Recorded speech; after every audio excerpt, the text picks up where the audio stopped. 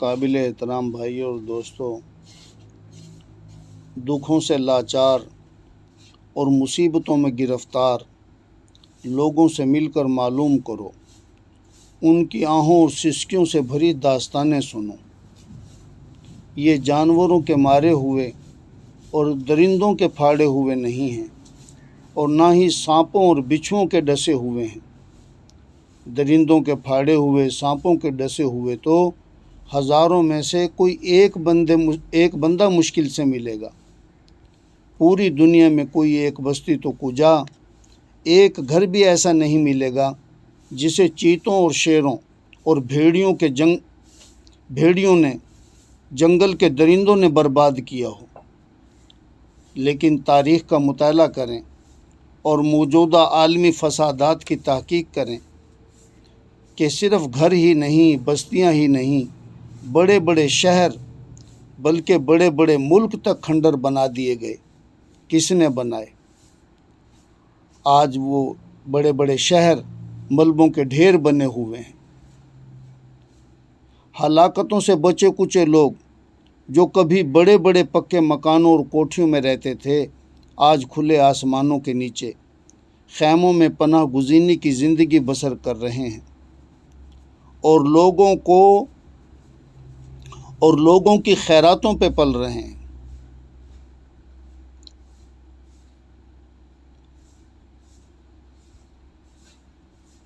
ان کے خیموں میں جا کر دیکھیں، طرح طرح کے معذور بچے، بوڑھے جوان ملیں گے۔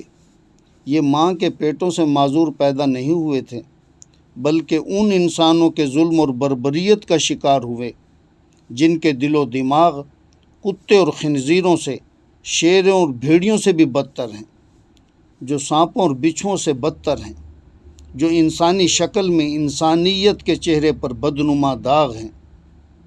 اور عجیب بات یہ ہے کہ یہ درندے کوئی دیہاتی اور ان پڑھ نہیں ہیں، بلکہ ان میں وہ اعلیٰ تعلیم یافتہ بھی ہیں جنہوں نے بڑی بڑی ڈگریاں لی ہوئی ہیں۔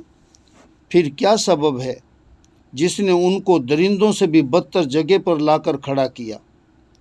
کئی وجہ ہو سکتی ہیں۔ میرے نزدیک ایک وجہ تعلیمات الہیہ سے ناواقفیت ہے، اور ایک دوسری وجہ بری صحبتیں ہیں۔ میرے بھائیوں، بچوں کے منہ سے نوالے چھیننے والے کون ہیں؟ عورتوں کی عزتوں کو پامال کرنے والے کون ہیں؟ خشکی اور تری میں قزاقی کون کر رہے ہیں؟ اپنی خواہشوں کی تکمیل کو الہ کس نے بنایا ہوا ہے؟ یہ سب جنگل کے درندے نہیں، بلکہ درندوں سے بدتر دل رکھنے والے انسان ہیں، جن کے پاس لینے کے باٹ اور دینے کے باٹ اور ہیں۔ یہ درندے اپنے لیے تو یہ چاہتے ہیں کہ ہماری ہر خواہش پوری ہو، مگر دوسروں کی خواہشیں تو کجا، ان کی تو ناگزیر ضرورتوں کا بھی ان کو لحاظ نہیں آتا۔ چاہتے ہیں کہ سب ہماری عزت اور استقبال کریں، لیکن کسی کی عزت کرنا ان کو ہرگز نہیں آتا۔ یہ چاہتے ہیں کہ سب ہمارے خادم ہوں اور ہم مخدوم ہوں، لیکن کسی انسان کی خدمت کا ان کو خیال تک نہیں آتا۔ یہ چاہتے ہیں کہ ہمارے سامنے کوئی اونچا ہو کر ہی نہ بولے، مگر خود جب بولتے ہیں تو یوں لگتا ہے کوئی درندہ ہے جو جنگل میں دھاڑ رہا ہے۔ میرے بھائیوں، یہ چاہتے ہیں کہ ہمارے سر پر عزت کے تاج سجے ہوں، لیکن دوسروں کے سر پر ٹوپی بھی گوارا نہیں کرتے۔ یہ چاہتے ہیں کہ ہمارا محل نعمتوں سے بھرا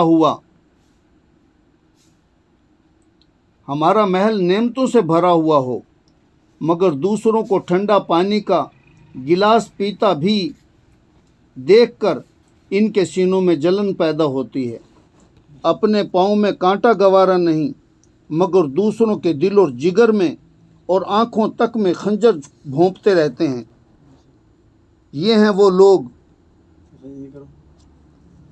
وہ لوگ جن کے ہاں دو باٹ اور دوہرا معیار کا سکہ چلتا ہے۔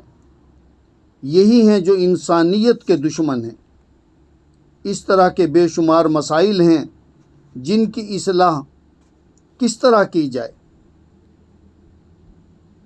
ان کی اصلاح کا وہی طریقہ ہے جو اللہ تعالیٰ نے ہمیشہ انسانیت کے لیے اختیار کیا اور انبیاء علیہ الصلاۃ والسلام کو بھیجا۔ اس لیے سب سے اول کائنات کے خالق و مالک کی تعلیمات کو عام کرنا، جس میں اللہ تعالیٰ کی معرفت، رسول اللہ صلی اللہ علیہ وسلم کی اہمیت اور آخرت کا بیان غالب ہو، جس سے حرص دنیا کا خاتمہ ہو، کیونکہ آپ صلی اللہ علیہ وسلم نے فرمایا تھا کہ ایک مال کا حریص انسانوں کی بستی میں اتنا نقصان دہ ہے کہ کوئی جنگل کا درندہ اگر اس انسانوں کی بستی میں آ جائے تو وہ اتنا بڑا نقصان نہیں پہنچائے گا جتنا مال کا حریص بستی کو برباد کرے گا۔ میرے بھائیوں، نشہ، چوری، ڈاکے، جیب تراشی کے مرتکب لوگ یہ ان کا خاندانی پیشہ نہیں تھا، بلکہ ان کو بروں کی صحبت نے برا بنا دیا۔ ایک واقعہ میں نے کتابوں میں پڑھا، ایک مصور کے دل میں یہ خیال پیدا ہوا کہ مجھے کوئی ایسا کارنامہ، ایسا کام کرنا چاہیے جس پر مجھے واہ واہ ملے، لوگوں کی داد ملے۔ اس کے دل میں آیا کہ فرشتہ بنانا چاہیے۔ پھر خیال آیا کہ آج تک فرشتے کو دیکھا نہیں ہے۔ اس نے کہا خدا کی دنیا وسیع ہے، نکلتے ہیں اس کی تلاش میں، خدا کرے گا کہیں نہ کہیں اللہ مجھے فرشتہ دکھائے گا۔ کافی عرصہ دنیا میں گھومتا رہا، ایک صحرائی بستی میں پہنچا۔ وہاں ریت کے ٹیلے پر چھوٹے چھوٹے بچے کھیل رہے تھے۔ ان بچوں میں ایک بچے پر اس کی نظر پڑی اور جم گئی، اور فوراً اس کا دل پکار اٹھا، فرشتہ۔ وہ بچہ انسان کا بچہ تھا، لیکن اللہ تعالیٰ نے اسے کوئی ایسا حسین و جمیل بنایا تھا اور ایسا معصوم بنایا تھا کہ اس کے حسن اور معصومیت کو دیکھ کر اس نے کہا کہ فرشتہ اس سے زیادہ کیا معصوم ہو سکتا ہے۔ اس نے اس بچے کا نام معلوم کیا، اس کے باپ کا نام معلوم کیا، اس کی بستی کا نام معلوم کیا، اور اس کی تصویر کو اپنی آنکھوں میں لے کر واپس آ گیا۔ اس نے اس بچے کی تصویر بنائی اور اس تصویر کو چوک میں جا کے لٹکایا اور اس پر موٹا کر کے لکھا فرشتہ، اور نیچے اس کا اصلی نام اور پتہ بھی لکھ دیا۔ ہر دیکھنے والے نے داد دی اور ہر دیکھنے والے نے انعام بھی دیا۔ 10-20 سال تک یہ داد اور انعام ملتے رہے۔ پھر یہ داد اور انعام کا سلسلہ رک گیا تو اس کے دل میں پھر خیال آیا کہ اب کوئی اور کام کرنا چاہیے۔ سوچا کہ اب شیطان بنانا چاہیے۔ اب وہ شیطان کی تلاش میں نکلا کہ کہیں شیطان کو دیکھوں۔ ایک جیل کے قریب سے گزر رہا تھا۔ ایک مجرم کو اس نے جیل کی سلاخوں میں پابند سلاسل دیکھا۔ اس کے قریب جا کر اس نے اس سے پوچھا کہ تمہارا نام کیا ہے؟ اس نے کہا تمہیں میرے نام کی کیا غرض ہے؟ تو اس صاحب نے کہا کہ میں نے یوں ایک فرشتہ بنایا تھا، یہ اس کی تصویر ہے۔ اب میں شیطان کی تلاش میں نکلا ہوں کہ کہیں شیطان کو دیکھوں۔ بہت دنیا گھوما ہوں، تمہیں دیکھتے ہی مجھے ابلیس یاد آیا ہے۔ میں نے کہیں بھی پوری دنیا میں انسانوں میں اتنا برا چہرہ جو درندوں جیسا چہرہ ہو میں نے کہیں نہیں دیکھا جو تمہارا چہرہ ہے۔ اس بات کو سن کر جوان غصے میں نہیں آیا، بلکہ اس کی آنکھوں سے آنسو بہنے لگے، اور اس نے کہا صاحب وہی پتہ جو تم نے فرشتے پر لکھا ہے، شیطان اور ابلیس بنا کر وہی پتہ لکھ دینا۔ میرے اللہ نے مجھے فرشتوں جیسا بنایا تھا، یہ تصویر میری ہی ہے، یہ میرے والد ہی کا نام ہے، یہ میرا ہی گاؤں ہے، لیکن میری بری صحبتوں نے بری سوسائٹی نے آج مجھے یہاں تک پہنچا دیا کہ مجھے دیکھ کے تمہیں ابلیس یاد آ رہا ہے۔ میرے بھائیوں، صحابہ کرام کو جو یہ اعلیٰ مقام ملا، شاعر نے کیا خوب کہا، خود نہ تھے جو راہ پر اوروں کے ہادی بن گئے، خود نہ تھے جو راہ پر اوروں کے ہادی بن گئے، وہ کیا نظر تھی جس نے مردوں کو مسیحا کر دیا۔ وہ جو جہنم کے مسافر تھے وہ جنت کا بیپار کرنے والے بن گئے۔ آج ان کے قول اور فعل سے، ان کی صحبتوں سے، ان کی تعلیمات سے لوگوں کو ہدایت ملنے لگی۔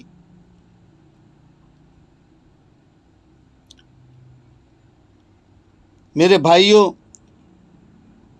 اگر کوئی غیر مسلم ہمارے معاشرے میں آگ لگائے، ہماری اسلامی معاشرت کو تباہ کرے، بے حیائی اور عریانی کے کلچر کو پھیلائے، میرا جسم میری مرضی کا نعرہ لگائے، تو تعجب کی بات نہیں ہے۔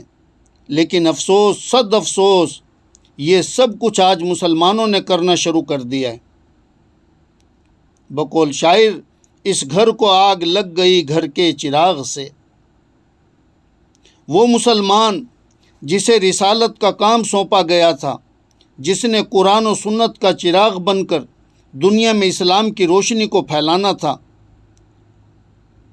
جس چراغ نے کروڑوں چراغ روشن کرنے تھے تاکہ دنیا سے کفر و شرک اور جہالت کا خاتمہ ہو، مگر اس چراغ نے تو گھر ہی جلا ڈالا، راہبر ہی رہزن ہو گیا، کشتی کے مسافر ہی کشتی میں سوراخ کر رہے ہیں۔ تو پھر غور کریں، یہ انسانیت کی کشتی پار لگے گی یا غرق ہوگی؟ انسانیت کا قافلہ مسمار اور برباد ہوگا یا نہیں ہوگا؟ میرے بھائیوں، اگر کوئی مردار کنویں میں جا پڑے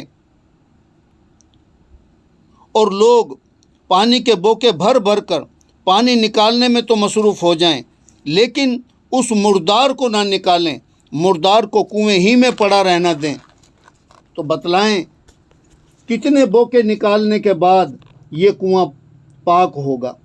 ہزاروں بوکے نکالنے کے بعد بھی یہ کنواں پاک نہیں ہو سکتا۔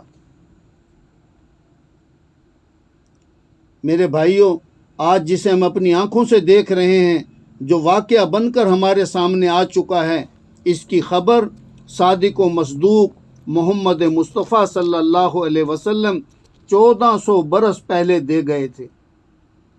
فرمایا تھا کہ جس طرح آج دین پر غربت ہے، دین اجنبی ہے، آپ دیکھیں گے کہ ان قریب یہ دینی غربت اور اجنبیت ختم ہو جائے گی۔ ہر کچے پکے گھر میں، ہر اون اور سوت کے خیمے میں میرا یہ دین داخل ہو کر جہالت کا ملیہ میٹ کر دے گا۔ پھر فرمایا، پھر کچھ وقت کے بعد ایسا وقت بھی آئے گا کہ امر بالمعروف چھوڑ دیا جائے گا، نہی عن المنکر ترک کر دیا جائے گا۔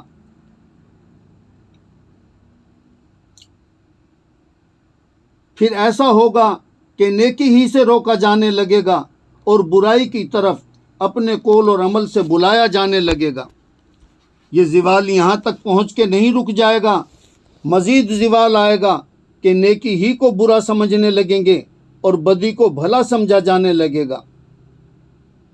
ایسے وقت میں دعوت اللہ، امر بالمعروف وغیرہ میری سنتوں کو اختیار کرنا اپنی ہتھیلیوں پر آگ کے انگارے اٹھانے کی طرح ہوگا۔